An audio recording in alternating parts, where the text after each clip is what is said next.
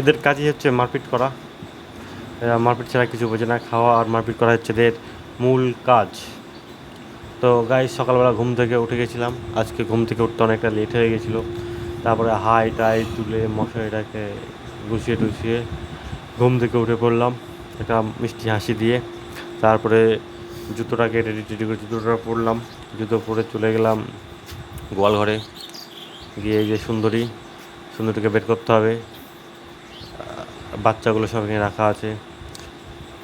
এদেরকে সব দড়ি টড়ি খুলে এদেরকে বের করলাম। বেড টেড করে সুন্দরী এই সুন্দরী রাস্তা কেলো উঠানে একটা উঠতে হবে পাতা সকালবেলা। পড়েছিল, সে পাতাটাও খেতে শুরু করেছে যেহেতু সকালবেলা পেটে খিদা আছে। তারপরে সুন্দরী এদেরকে বেঁধে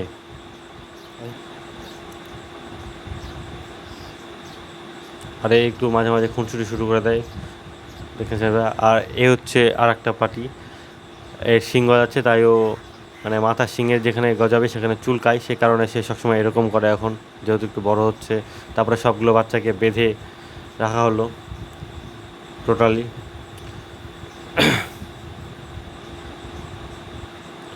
তারপরে খাবারগুলোকে দেওয়া হবে জন্য সব খাবারের যে ড্রাম আছে সেগুলোকে দিয়ে দেওয়া হলো প্রত্যেকটা জায়গাতে।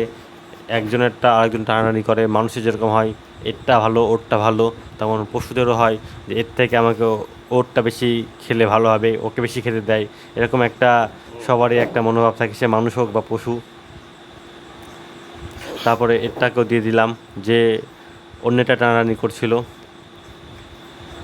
তারপরে দেখো ওকে দিয়েছি, আবার এই টানাটানি শুরু করে দিয়েছে। এটা হচ্ছে মানুষ কেন, সবারই একই অবস্থা। তারপরে ওকে দিলাম, দিয়ে ওর দইটা একটু ছোটো করে দিলাম, যেহেতু নাহলে ও সবারটা টানাটানি করে শুরু করে দিয়ে সবার খাবারটা ফেলে দিবে। সেই কারণে, কারণ সকালবেলা যদি খাবার ফেলে দেয় সেক্ষেত্রে প্রায় আমার অনেক টাকা লস হয়ে যাবে। তো সেখানে তাকে ছোটো টোটো করে রেখে দিলাম দড়িগুলোতে। যেহেতু ওদের বৃষ্টির জন্য বের করা হচ্ছে না, দড়িগুলোও ভিজে গেছে, কারণ এখন সারাদিন এরপরে থাকছে। আর যেহেতু ম্যাটের জন্য ওরা মোটামুটি ঠিক আছে। আর এ হচ্ছে এই খিদা লেগেছে, আমাকে প্রথমে ইঙ্গিত দিয়ে বলছে যে মুখরম করে যে আমাকে রাত্রে খেতে দাও খেতে দাও। তারপরে সবাইকে জল টল দিলাম, দিয়ে ভুট্টা, তারপরে যে সমস্ত দানা গোনা গরুকে খাওয়াই, মিনারেল মিক্সচার, এগুলো সব দিয়ে রেডি টেডি করে এই দেখো দেখতে পাচ্ছ আমি সব মিনারেল মিক্সচার দিচ্ছি, ভুট্টা রেডি করলাম। দেন তারপরে এক এক করে সবাইকে দিচ্ছি। যেহেতু সবার ভিডিওটা করা হয়নি, যেহেতু আজকে আমি একা ছিলাম আর কেউ আমার ক্যামেরা ধরার কেউ ছিল না, সে কারণে দিয়ে দিলাম। এই যে দিয়ে দিলাম এর খাওয়ার একে, তারপর আরেকজনকে দেবো।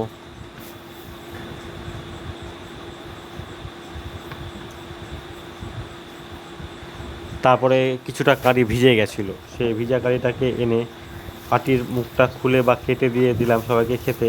এরাও সেই আটিটা খাচ্ছে, কারণ ভিজা কারি খাওয়াটা এদের কাছে নর্মাল। বিকজ এরা আমরা যে গরুটাকে কারিটা খাওয়াই সেটা আমরা জলে ভিজিয়ে খাওয়াই, কারণ এই জলে ভিজিয়ে কারিটা খাওয়ালে সেটা শুকনো থাকে না, সেটা ভিজা থাকে। আর শুকনো খাওয়ালে গরুর শরীর হাই শুটকি লেগে যায়, মানে যেটা শুকনো মানে শরীরের ওয়েট কমে যায়। সে কারণে বলিয়া দেখতে দিবি পাচ্ছ আই এর খিদা লেগেছে প্রচণ্ড হারে, সে ও একটা আটি থাম থাম ওদিকে নিয়ে চলে গেল। কিছু করার নেই, সবারই খিদা লাগে, মানুষ হোক বা গরু বা যে কোনো জীবজন্তু জানোয়ার। তবে এই আটিটাকে আমি খুলে দিলাম ভালো করে, তারপরে ও খেতে শুরু করে দিল, দেখতে পাচ্ছ। তো এইভাবেই সবাইকে দেওয়া হলো। দেওয়ার পরে সবাই খাচ্ছে ধীরে ধীরে। আর গোটা কারি খাওয়ানোর একটা উপকারিতা যে গোটা কারি খাওয়ালে হজম ভালো হয়। তারপরে আমি আমার জামা টামা পরে কারি কাটা মেশিনটাকে রেডি করে শুরু করে দিলাম কারি কাটা। যেহেতু কারিগুলো এই যে কারি কাটা আমি রেডি হয়ে গেছি, রেডি হয়ে কারি কাটা শুরু করে দিলাম। তাই দেখতে পাচ্ছ আমিও কারি আছে, এগুলো তো সব শুকনো কারি। তো সে কারণে ভিজা কারি এই মেশিনে কাটতে গেলে একটু প্রবলেম হবে, কিন্তু মেশিনের ধার থাকলে কোনো প্রবলেম হবে না। তো এই যে কাটতে শুরু করলাম, যেহেতু কারিগুলো বড় বড় বেরোচ্ছে, সে কারণে আমি পরবর্তীতে গ্রাইন্ডার মেশিন নিয়ে সে কারিগুলোকে কাটি না, এই কারি কাটা ব্লেড যেটা আছে সেটা ধার দিয়ে দিলাম। তারপরে কালি কাটলাম।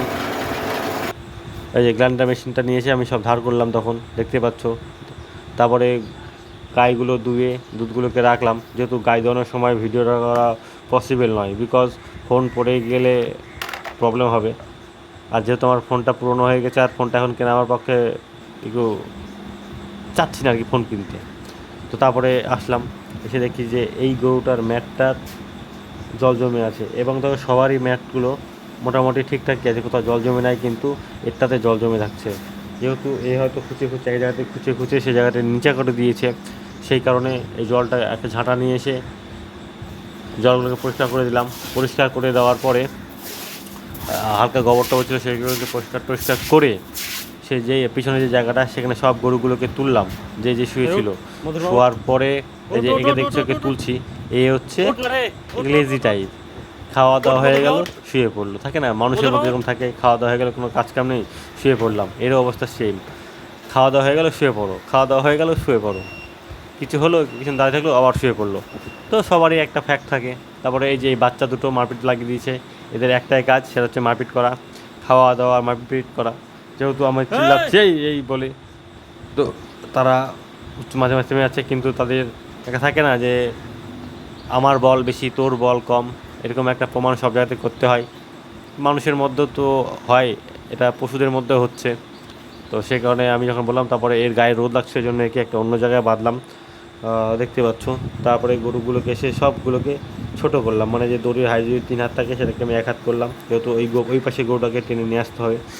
টেনে নিয়ে সবাইকে বেঁধে দিলাম, এটা দেখতে পাচ্ছি। তারপর ওর জায়গাটা পুরোপুরি ক্লিয়ার করে দিয়ে আমি ম্যাটটাকে তুললাম, তুলে দেখি নিচেও জল জমে আছে। সে জলটাকে আবার পরিষ্কার করলাম, যেহেতু প্রায় অনেকটা ডিপ হয়ে গেছিলো সেই জায়গাটা। তারপরে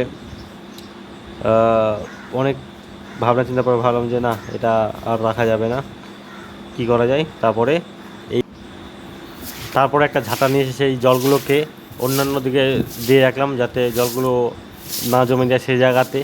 তো যেহেতু এই কাজটা করতে গিয়ে আমার অনেকটা খাটনি হয়েছে, তারপরে শাবল টাবল সব নিয়ে এসে রেডি করলাম, যেহেতু জায়গাটা পরিষ্কার করতে হচ্ছে, কারণ জল জমে থাকলে সেই জায়গাতে আমি কোনোভাবে কাজ করতে পারবো না। দেখতে পাচ্ছ প্রায় অনেকটা ডিপ হয়ে গেছে, যেহেতু ঝাঁটার সমান। তারপর একটা শাবল নিয়ে এসে আস্তে আস্তে একটা করে ইট তুলছি, যেহেতু একটা ইট তুলতে পারলেই গোটা জায়গাটা করা ইজি হয়ে যাবে। এই কারণেই, কারণ একটা ইট তুলে গেলে সেই জায়গাতে আমি একটা গ্যাপ পাবো, সেই গ্যাপে আমি কাজ করতে পারবো। তারপরে আস্তে আস্তে একটা দুটো করে ইট তুলতে তুলতে প্রায় অনেকটি ইট তুলে ফেললাম। তারপরে সময়ের ব্যবধানে আমি সবগুলো ইট তুলে ফেললাম, তুলে দেখছি ভিতরটাও সেরকম জল জমা নেই, কিন্তু একটু নরম হয়ে আছে। তারপরে এক জায়গাতে কিছুটা মাটি রাখা ছিল, সেই মাটিটাকে নিয়ে এসে দিয়ে সে জায়গাতে পরিষ্কার করে সমান টমান করে আবার তরমুজ দিয়ে কিছুটা দাবিয়ে দিলাম, কারণ তরমুজ দিয়ে না দাবালে সে জায়গাটা ঠিকঠাক থাকবে না। এবং তরমুজ দিয়ে দাবিয়ে দেওয়ার পরে আস্তে আস্তে ইট পারলাম এক এক করে। যেহেতু ইট পাড়ার সময় আমার ভিডিও করা সম্ভব হয়নি, তো লাস্ট মোমেন্টে এরকম একটা ভিউ এলো, মতলব সব কিছু পরিষ্কার করে, যেহেতু আমি সম্পূর্ণ জায়গাটা করতে পারিনি, যে জায়গাটা আমার ফল্ট সেই জায়গাতেই আমি শুধু করলাম। তারপরে গরুটার ম্যাটটা পেতে দিলাম, এবং ও দেখে নিল যে ওর জায়গাটা ঠিকঠাক আছে কি না। তো আজকের মতন আমার ব্লগটা এখানেই শেষ। এটা আমার সকালবেলা কাজ। তো থ্যাংক ইউ, নেক্সট টাইম দেখা হবে অন্য একটা ভিডিও নিয়ে।